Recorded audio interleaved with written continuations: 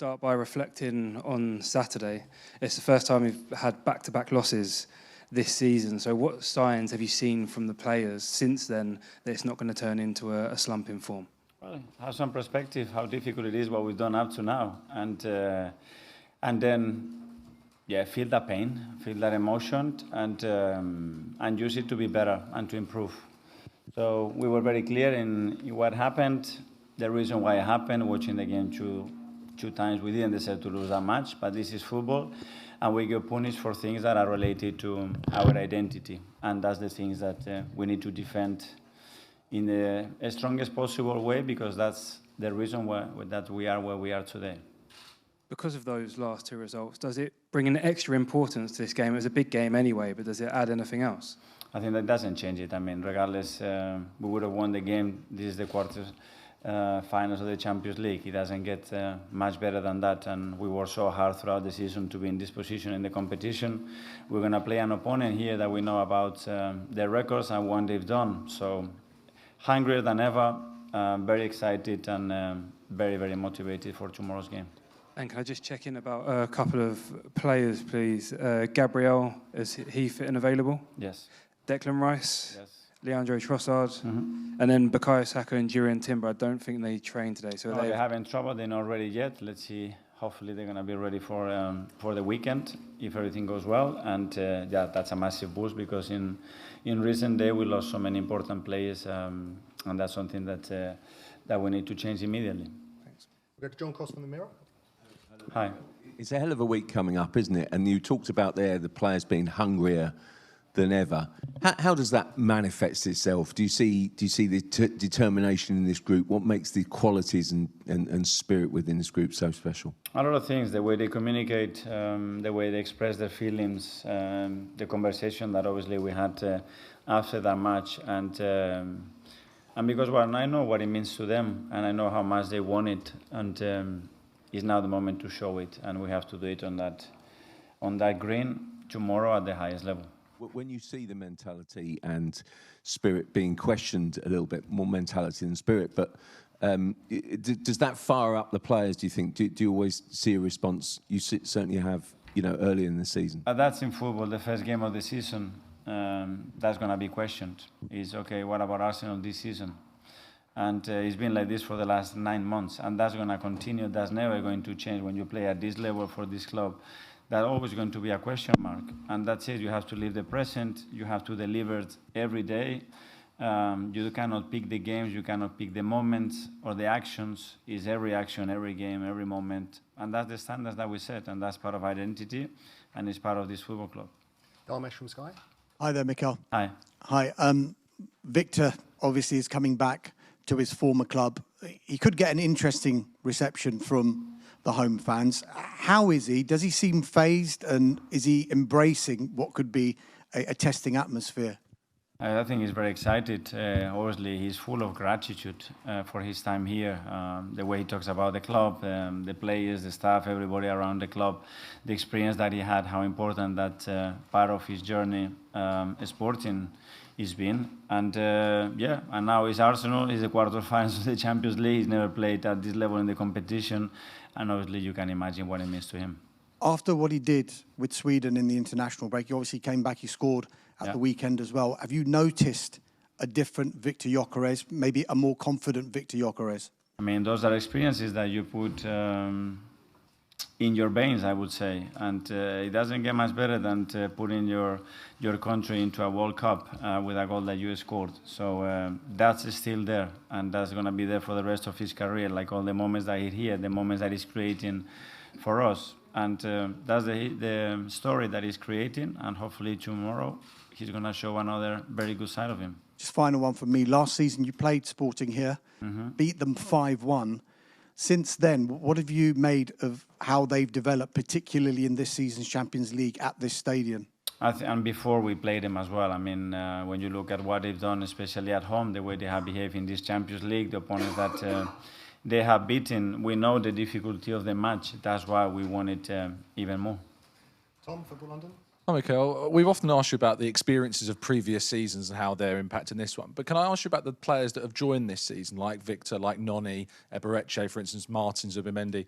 and what that experience of not playing in previous seasons and the freshness that they bring to this season, and what that gives your team in these late stages of a campaign? I think it's a very good mixture because we had a really good campaign last year in the Champions League, and we come into this position when we play Real Madrid as well, and we managed to get into the semi-final. So that experience, those feelings are there. Tomorrow is going to be a very different game. We know the difficulty of that, but obviously we know what is at stake and what we have to do. Sam, Telegraph. Hi, Mikel. Hi. We've spoken a lot this season about emotions and managing that, and we know how much the club and the fans and the players really want that success this season. At this moment, with 2 back-to-back defeats, do you have any concerns about those emotions of the players and panic setting in and the worry and the intensity of it all?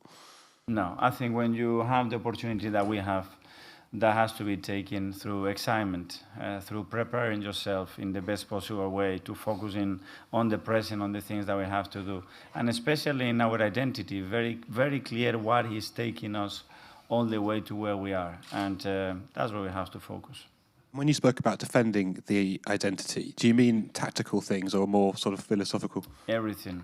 It's not philosophical. There are parts, and an identity is created by behaviors, not with words in the world or with things that I want to achieve. And we have so many facts in the areas that, in our opinion, make us the team and the club that we are. Phil from PA. Hi, Mikel. I guess just following on from that and sort of the word panic, how do you ensure that that doesn't creep into the group? Because obviously Arsenal have had such a strong season, but then back-to-back defeats, and obviously you don't want another defeat tomorrow, but it feels it's sort of on the edge of the season a bit. So how do you make sure that panic doesn't creep in? I think what you have to be is clear. Instead of panic, understand if that happens, why it happened, and bring clarity. And when you analyze that and you accept that, be better. That's it, and that's the thing that we have to do. Amy, Athletic. Hi, Mikel. Hi. There's a lot of talk about how the players are handling these emotions and pressures. After the 2 defeats, what about you? How do you help yourself to feel positive again? How do you manage those moments so that you can make sure you can help them? First of all, analyzing what I've done, the decisions that I made, the reason why we lost that, what would I have done different if I had to play that game again or make that selection again or send them certain messages. That's the first thing. And then understand what the players need in this moment and what kind of manager or what kind of message is the best one to perform and to be better the next day. And that's my only focus about me, no, it's about them and try to help. That's my job, and I'm focused on that. Okay, we'll take 2 more from English media. Simon from The Sun. Mikel, can I just ask, you spoke a lot about identity, and is that tomorrow night you kind of want to rediscover and show the identity of this team, which for everyone watching is sort of strong defensively, the will to it, and the 2 defeats you've had, we haven't seen that Arsenal that got you to this position? Yeah, there are a few things that we have discussed internally, and hopefully, not hopefully, I am very convinced that tomorrow we're going to see them. Sam, Daily Mail. Hi, Mikel. Hi. In the training earlier today at London Colney, there was a few clips going around, one involving pens between the players. What was the rationale behind that and your practices today? I think a training session has to have different elements, and it has to be related to the messages that we sent and the compromises and commitments that we've done between us. And I try to have all those messages and commitments as much as possible in as many situations as possible, and training was one of them. And what did that mean in particular about the pens? Because it's That quite stays unusual. in the dressing room. Fair enough. Thank you. Okay, now we'll go to BA Play Sweden. Mikel, obviously a lot of focus on Victor here. I was wondering, when did he come under your radar? When did you start noticing him and started to get an interest to sign him? Well, it's been our radar for years, but the most probably recent moment when we really look at it as one of the top targets, it was around December of last year when we started to really think about, especially with the issue that we had with Kai, what we have to do in our front line, and he became one of the main candidates, and then the main candidate to be part of our club.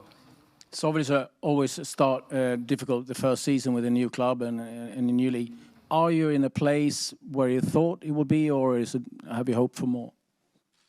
I think it's where he is, and how successful the season is going to be for us, and when we analyze his season is going to be defined in the last 7 or 8 weeks of the season. That's clear.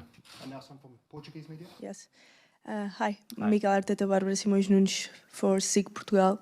I want to ask you if you've spoken with Victor Gyökeres about Sporting, and for you, what are the main qualities of Sporting team? Of course, I did, just to understand, the dynamics, the culture here, the things that they have talked, the things that they had obviously discussed when they play against us, and to have more information about them that we can use in our favor. A lot of qualities, obviously, what they're doing is remarkable. The record that they had at home is just incredible. So you need to be very good to maintain those level of performance and consistency.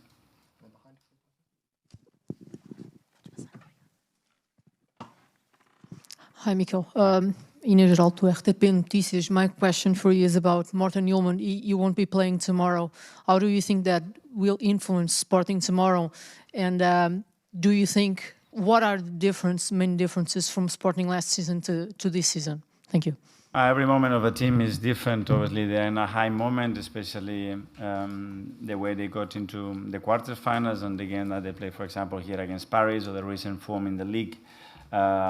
That's it. At the moment the whistle goes, is a game that's going to have different kind of moments, and is how we're going to master those moments to take the game where we want and win it.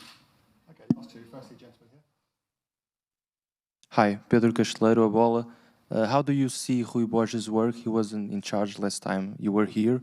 What changes do you see on the team, and how do you analyze this Sporting team? Well, very good, obviously, where he's got the team at the moment, the way he's playing, performing collectively, and then when you look at individuals, what they are doing and the way they are developing as well, very impressed. So, yeah, every coach has his own thing. I think he's connected with the team and the club in a really powerful way, and doing a great job.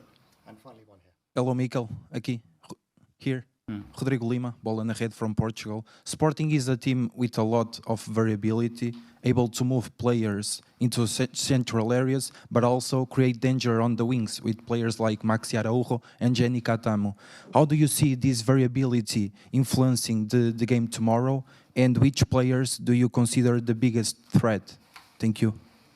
Well, a lot, because that's the reason why they are there, because they have a lot of quality, as you say, a lot of variability within the spaces that a lot of players can occupy in the attacking phase, and then, yeah, they can unbalance the game because they have the individual quality, and you haven't mentioned some others as well, that they have the capacity to do that. Obviously, the phase of play, when those players get in those positions, starts earlier normally, so the problem starts earlier than sometimes in this moment it's too late to give the solutions. That's what we'll try to do.